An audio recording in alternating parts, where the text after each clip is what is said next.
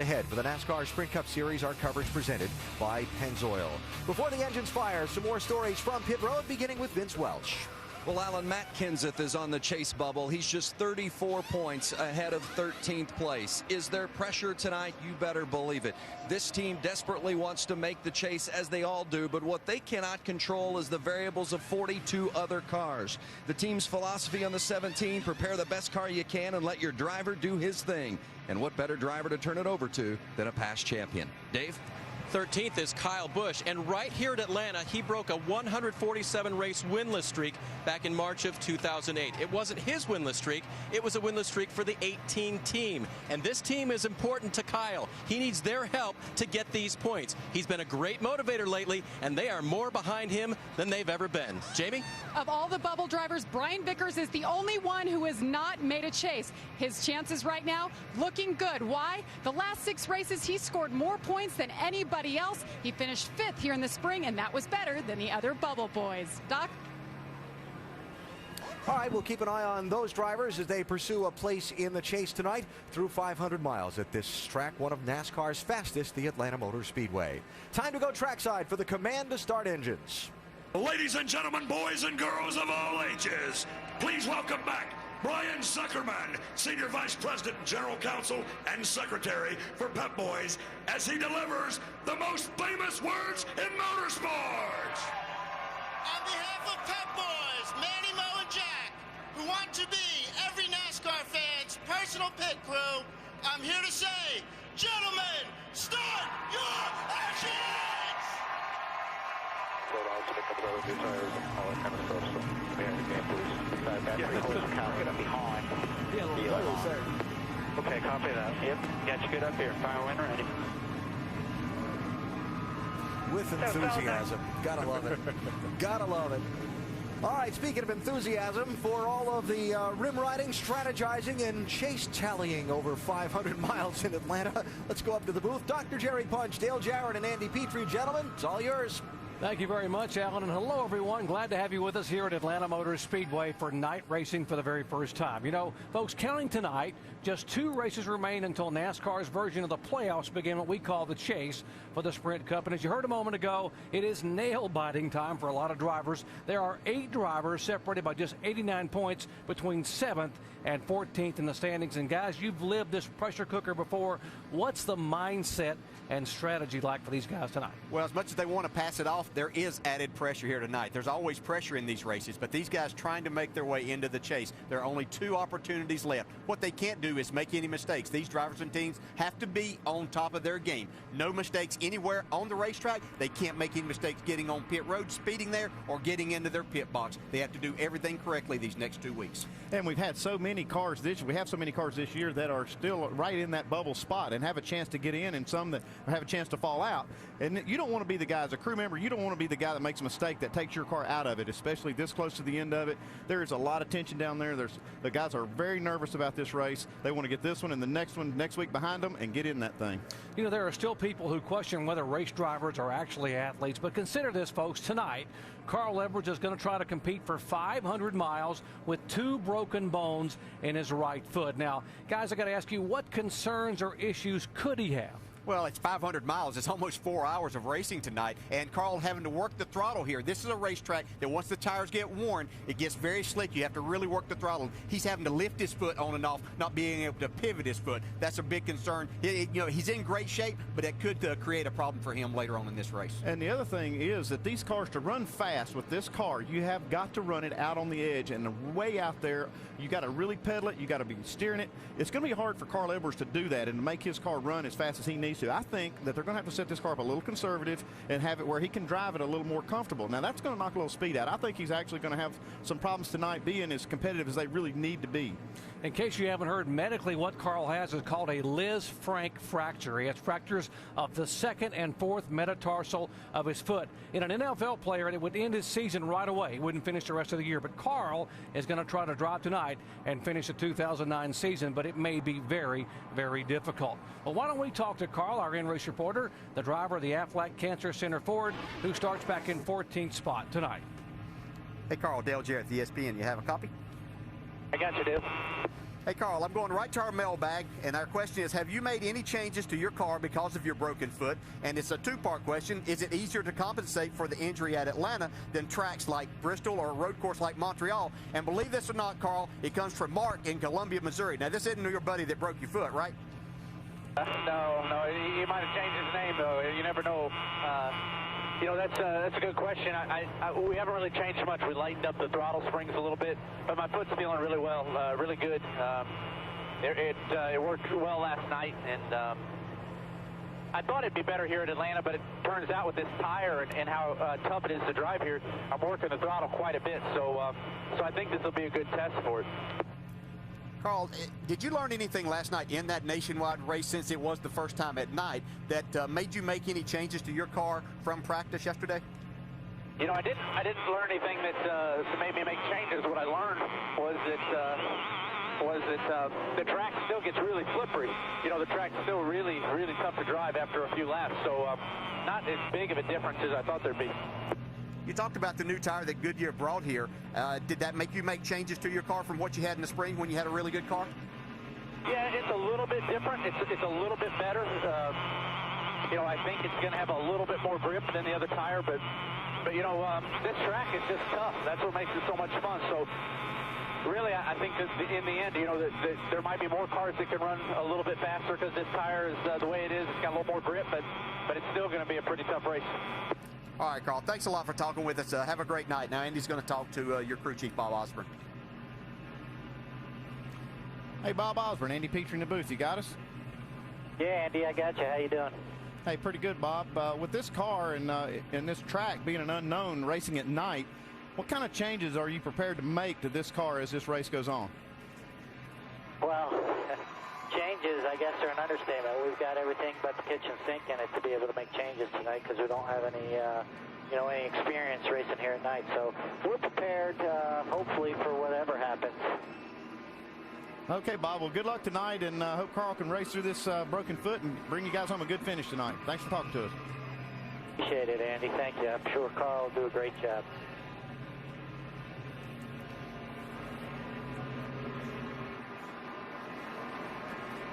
In addition to Carl, we'll take you inside the action tonight with onboard cameras and 7 other cars. Kurt Busch, who dominated and won the spring race here in the same car, will be riding along with him. How about Bubble Boy, Kyle Busch, who won here a year ago? He's only had 2 top 10 finishes in 10 starts. Last night's nationwide winner, Kevin Harvick, will ride with him. Juan Pablo Montoya. Good news is he got his very first top 10 in Sprint Cup competition here back in 07. Bad news is that's the only one he's ever had at Atlanta Motor Speedway. And Dale Earnhardt Jr. coming off back-to-back top 10 finishes. Could Dale Jr. maybe get his mojo back and get to victory lane here tonight? Take a look at our starting grid. The ticker across the top of your screen. Martin Truex Jr. picked up his 2nd pole of the year and 3rd of his career, qualifying at just over 184 miles an hour. It is an all Hendrick 2nd row with Jimmy Johnson and Jeff Gordon, and the Busch brothers, Kyle and Kurt, share row number 3. Here at Atlanta Motor Speedway, pit road can pose more than the usual challenges. For more, here's Shannon Spade. Well, one of those challenges tonight, Doc, is the fact that we're racing under the lights in the dark for the first time here at Atlanta Motor Speedway. Last night in the nationwide race, Joey Logano told his crew chief that pit road was darker than it has been at any other night race that he's experienced. So knowing that, teams have taken some extra precautions. They put a little bit of extra reflective tape on their pit signs to help their drivers. They also have crew chiefs who are going to be very careful about counting their drivers into their pit stalls. It's all an extra effort because this is the first time here at Atlanta under the lights. Dave? And Shannon, when I polled the crew members about pit lane earlier today, they said this isn't the darkest pit road they've ever worked on, but it's also not the best in terms of visibility. Our over-the-wall reporter tonight is Mark Hollywood Armstrong. And Hollywood, what kinds of things do you do to get ready for night racing versus day racing? Well, Dave, as bad as I hate to do it, you have to take off the sunglasses, put on the night glasses. One of the other most important tools I have tonight is a light mounted on my helmet. It not only helps me, but it also helps my tire carrier, Matt, be able to see this hub and index the tire. But right now, you really don't get a full effect of what it does because of the daylight still here. But fans, you can bet. We're in hot Atlanta, and later on tonight, we're going to light it up on pit road. So sit back and relax, and let's have a ball.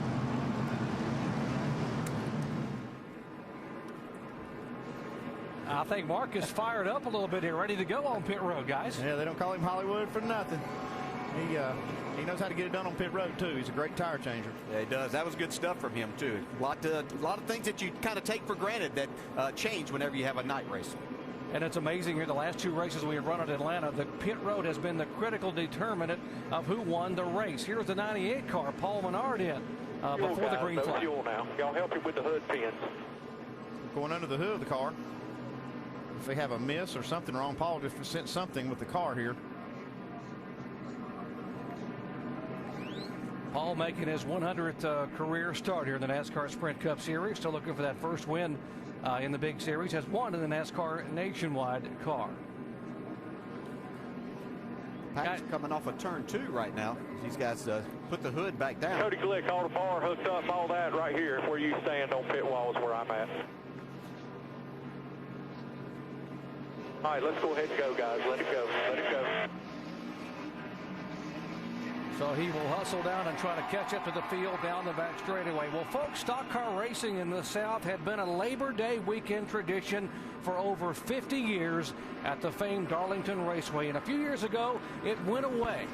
But tonight, it is back at Atlanta Motor Speedway, and so are the fans. Over 100,000 fans are here, and we are glad to have you with us here with IR Live flag-to-flag coverage. 2 races to go. Who gets in the chase and who wins the race tonight? We're going to settle it 500 miles from now. Up front on the front row, Martin Truex Jr. trying to get his first win in over a year.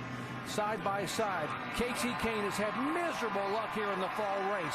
Who will it be as they come down to the green flag and we turn them loose at Atlanta Motor Speedway?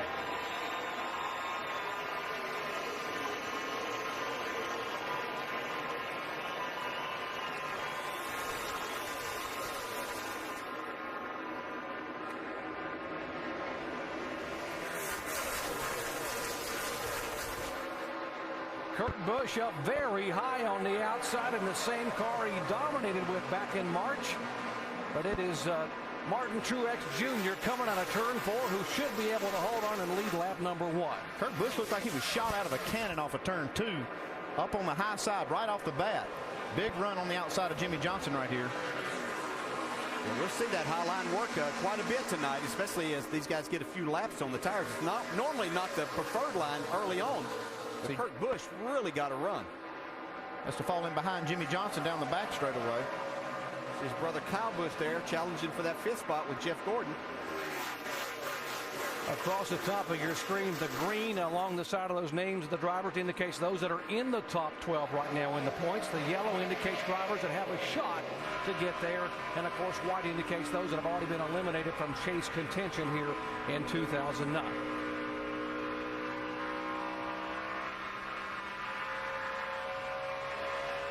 One of the fastest racetracks that these guys encounter, and it's a mile and a half long, and it is a blast to drive around here, but it also becomes a real bear as you get a little bit of tire wear going on.